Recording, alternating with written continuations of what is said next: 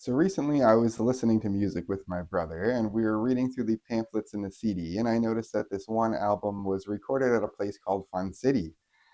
And now my brother had never heard of this place, so I looked it up and I couldn't find the address. So this led me down a bit of a rabbit hole. And today I would like to share with you a brief history of a place called Fun City. A lot of people use the term underground when talking about music, but it's usually in a bit of a metaphorical sense. However, in the case of Fun City, it was literally underground. Fun City was apparently located in the basement apartment of a building on East 22nd Street in the lower end of Manhattan.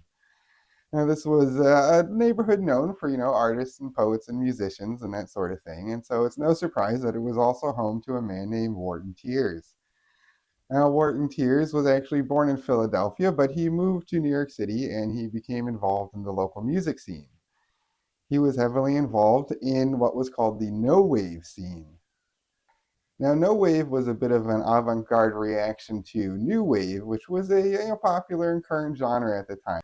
So, no wave was pretty much the opposite of all of that. It was much more experimental.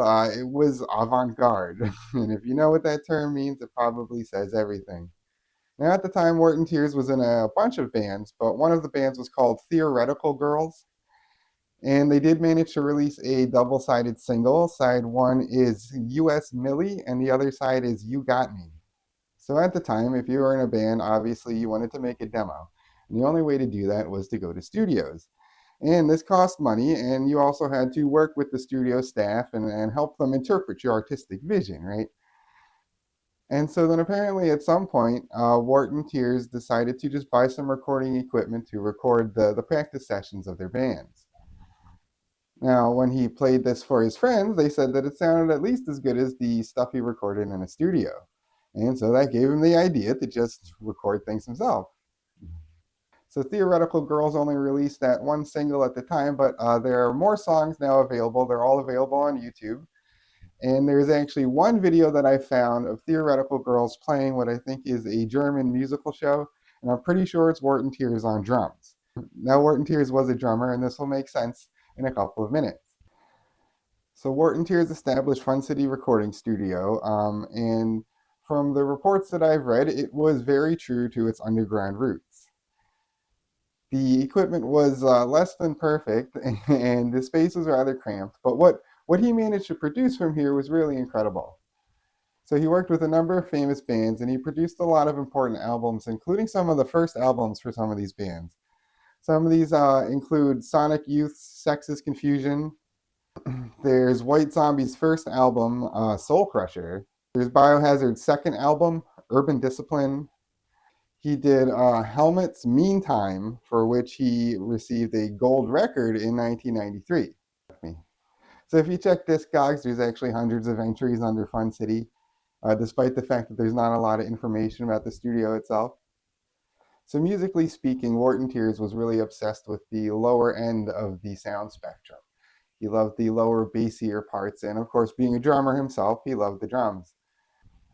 So Wharton Tiers was so obsessed with the lower end of the sound spectrum that, according to this book, during the recording of Sonic Youth's Sex's Confusion, they recorded a bit of a demo and pressed it onto a vinyl. And when they brought it back home and tried to play it on the record player, there was so much low end that the needle wouldn't stay in the groove and it slid right off of the record. So this is pretty indicative of Wharton Tiers' like artistic vision for recording at the time, and I think it's pretty cool actually. So in addition to an obsession with the lower end of the sound spectrum, Fun City was also known for doing things like using little or no monitoring equipment, and Wharton Tiers was able to just sort of like intuit the mix. Sometimes they would play back the recording on busted speakers that had blown out cones, but he was trying to achieve a certain sound and a certain vision. And we'll see that in a minute. So while some of the musicians that worked with him might have had some reservations, other musicians actually really trusted his input. And so White Zombie's first album, Soul Crusher, was recorded at Fun City. And according to this book about White Zombie, Wharton Tiers actually had a lot of input and gave them some advice on direction and sound and things like that. Now, White Zombie Soul Crusher is actually a perfect example because it is very heavy on the low end. It's a lot different from their more well-known albums like Astro Creep, because it's mostly low end. They're really almost just a noise band at the time. And Rob Zombie said that everybody considered them a noise band, even though they didn't consider themselves a noise band. They certainly sound like it on Soul Crusher.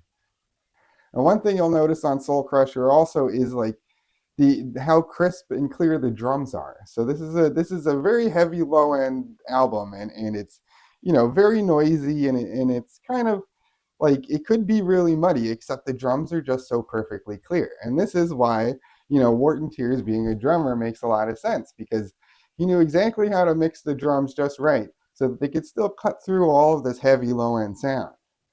So you can listen to Soul Crusher on YouTube, and if you do, you'll see that it's a bit of a prototype of what White Zombie became. It's missing a lot of the color and a lot of the higher end sounds, and missing some of the sound effects and things like that. The production is a lot like dirtier and grungier, but it's like a lot more real, and I really like it too. So another good example of what I would call like the signature sound of Fun City from the time would be Biohazard's second album, Urban Discipline. And this is a great example because there is also a remaster version of this. And if you listen to the remaster compared to the original, there is a huge difference in the use of the low end and the high end and things like that.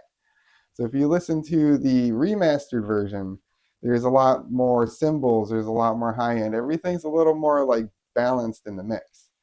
But if you listen to the original, it sounds a lot more like Soul Crusher actually. It's got heavy use of the low end. It's a very like noise heavy band, but it's still got that like hardcore groove that they were going for, right? And part of that is that the drums are just so clear. And one thing I think you can really notice between the two different versions of this album is the how clear the cymbals are. So on the original one, it's like you can really hear all the drums. You can hear like the toms and the snare and the bass drum really well. And then the cymbals are a little bit more distant. They sound a little bit more distant, right? And then in the remaster version, they've mixed it a little bit more evenly, and the cymbals are a lot more clear and a little bit more prominent, so everything is sort of a bit more balanced. So I really think that Soul Crusher and Urban Discipline are a perfect example of the sound and the artistic vision that Fun City was going for at the time. Now, part of what I think makes this music sound so unique is actually his use of lower grade equipment.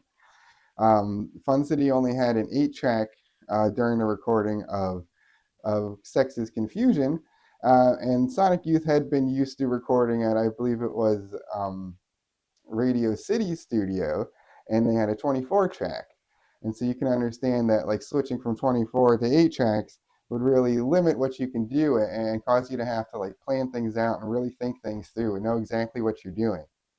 Fun City was also recording on a tape and mixing on a tape, and so that means that you can't do too many takes because more tape is more money.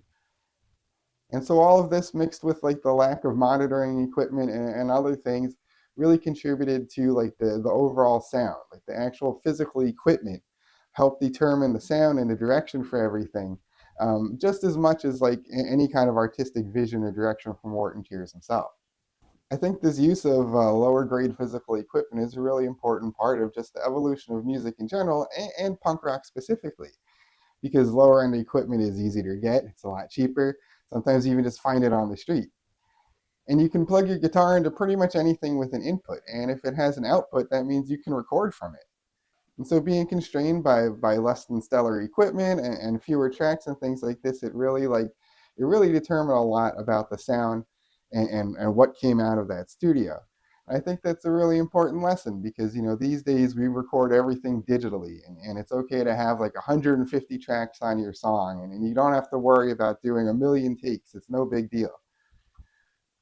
But part of like what gave music of that time its sound was the equipment. Like it was literally the speakers and the sound systems, just anything that you were using to make your music with. That really determined a lot about how it sounds.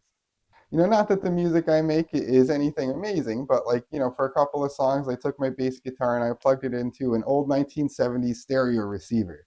And I plugged it into the phono, and I plugged that into my computer.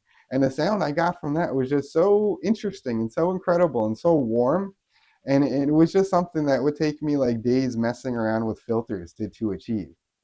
So I think the moral of the story is that, just get some equipment and just do it, man. It doesn't have to be that complicated. You don't have to have the best stuff. You don't have to always know what you're doing. You just have to do it. You just have to make the music and go from there. So I hope you found that interesting. I'm going to provide a couple of resources at the end of this video if you want to learn some more on your own. Wharton Tiers himself is still making music, and he is in fact on YouTube, so you can check out his own videos and see what he's up to right now. He has a website with a bunch of information, and of course you can check out Discogs. I got some of this information from a few books, one about Sonic Youth and one about White Zombie, so I'll provide that at the end too. So I really appreciate you watching. Thanks for letting me ramble on for a few minutes, and I hope to see you in the next video.